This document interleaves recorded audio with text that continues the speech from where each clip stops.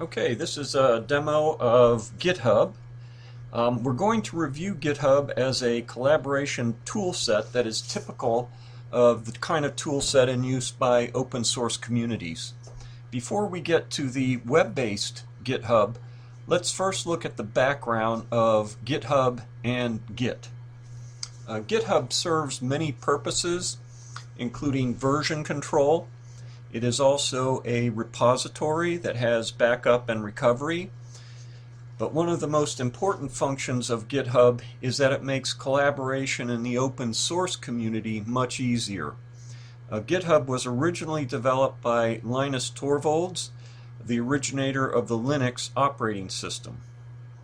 It is available as a download for version control and as a local repository, in addition to being available online.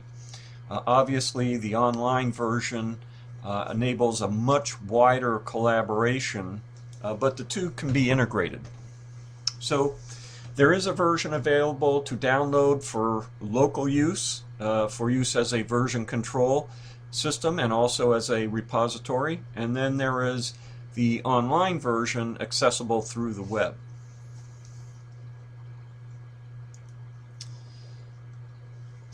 For local use, you set up the Git system and then you set up each repository you plan to use. So you download and install Git, and then you set up the Git system and then add repositories to that system and then add projects to those repositories. The Git config options let you do system setup. The Git init creates an empty repository, and you can add projects to each new repository you create. In a specific repository project, you can add files with the git add command, and they're initially added your files to a staging area, and then you would use the git commit to permanently add them to your project and move them from the staging area into your project. So that was a quick overview of the Git system, and now we'll take a look at its implementation on the web as an online system, and that's GitHub.com. And there's many vibrant open source communities that operate within GitHub.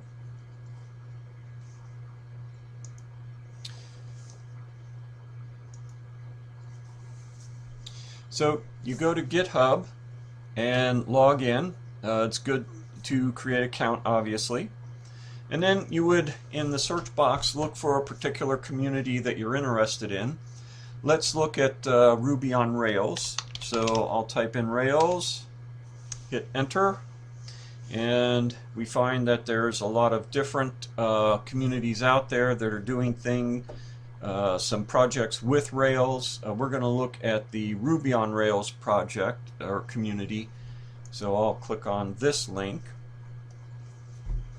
and it takes us to the online community for the Ruby on Rails product, which is a major up-and-coming software development environment framework that is very popular and growing extremely quickly in terms of its use. So GitHub offers an open source community like the Ruby on Rails community, a comprehensive set of asynchronous collaboration tools, discussion boards, electronic document management systems that have managed document repositories, software version control, member boards, error reporting, and we'll go over a few of these right now. So we'll take a look at the issues log, and this is where people would report issues that they have with Ruby on Rails. So we can click on one and take a look.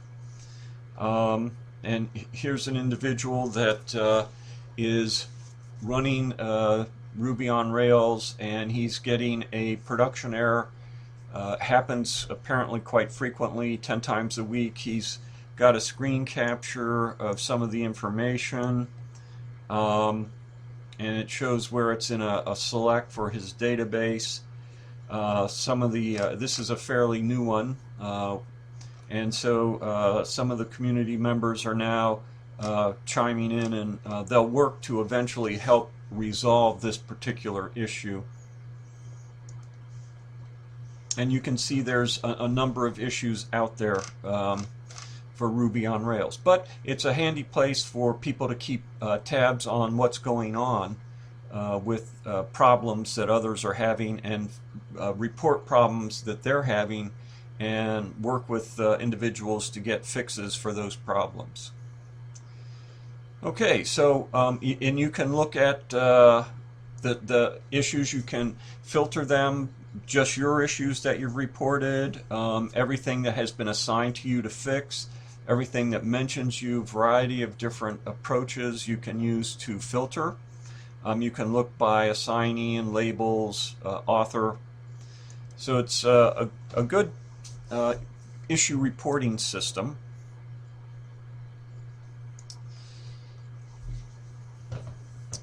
So let's next take a look at branches.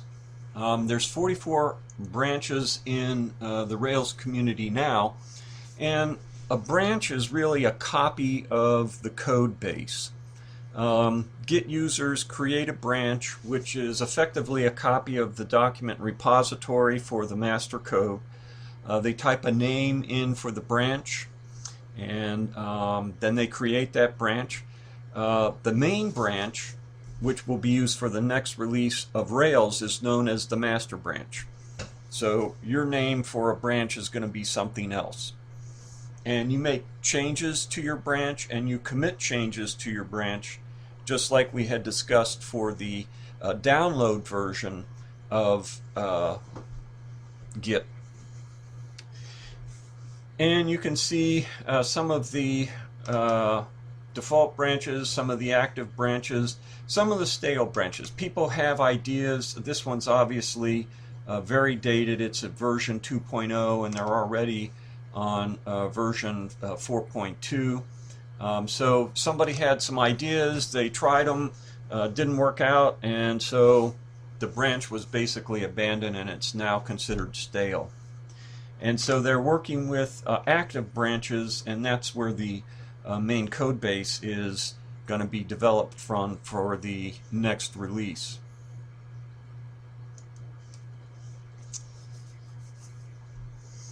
Of course, you make changes to your branch, and then you commit those changes to your branch, and the commits are here, and you can see the type of actions that other people are taking, and here's some individual showing the code that he's working on right now, and he's made a commit to what he's doing. And obviously you have a number of individuals doing that as well.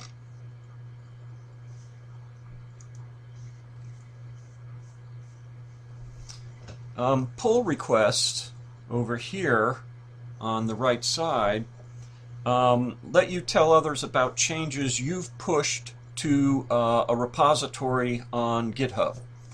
And then once you send a pull request, interested parties can review the set of changes, discuss potential modifications, and even push follow-up commits if necessary.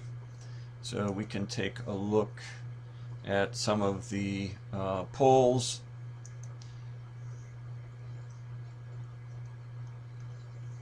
That have been going up, the individuals who make them, people who want to add comments to it. So the polls are kind of related to commits. They inform people of commits that are going on and changes that have been made.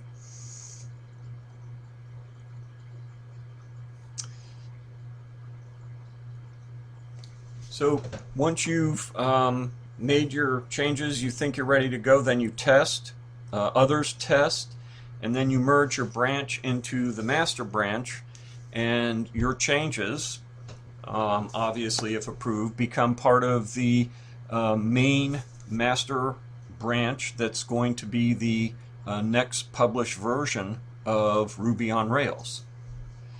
You also have something here to show contributors. So the Ruby on Rails project has some 2,500 odd contributors, and you can see how active they have been in their use of the Rails community and making commits and code changes and polls and so on.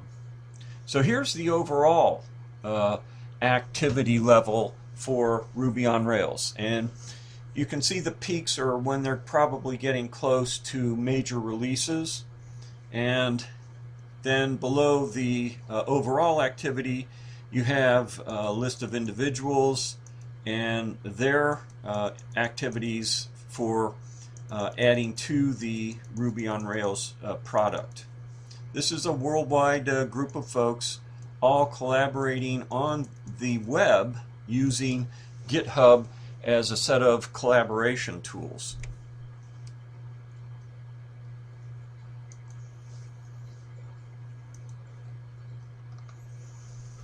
And then, of course, we also have releases.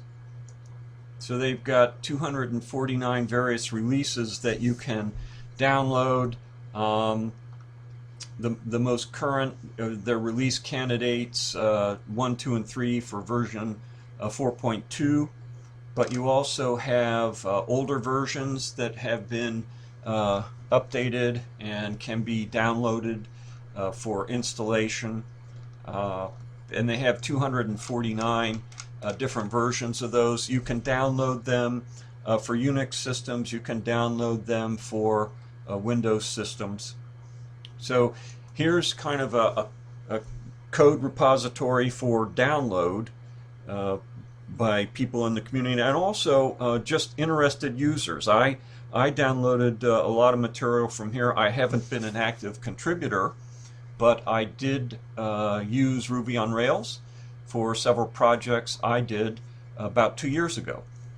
And I downloaded the version I was using, which was 3.2, from this site, in fact.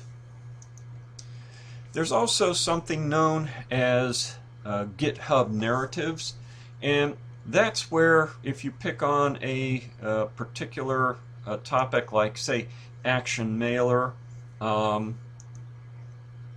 README, it's going to give a narrative. You know, why did the individual that's working on this propose it? What exactly does it do? And you know, give some information about it. So it's a narrative description on the particular functionality that that individual is working on. So here we are back in the main community. Basically what we have is a set of collaboration tools for the Rails open source community. The setup and organization are typical of open source communities in general. Let's return back to the lecture and review the Saatchi article on the open source community collaboration in general. I just wanted to give you an overview of a specific community, the Ruby on Rails community, because you'll see that Saatchi starts talking about a lot of these functional features in his review of a wide range of open source communities. Alrighty, thank you.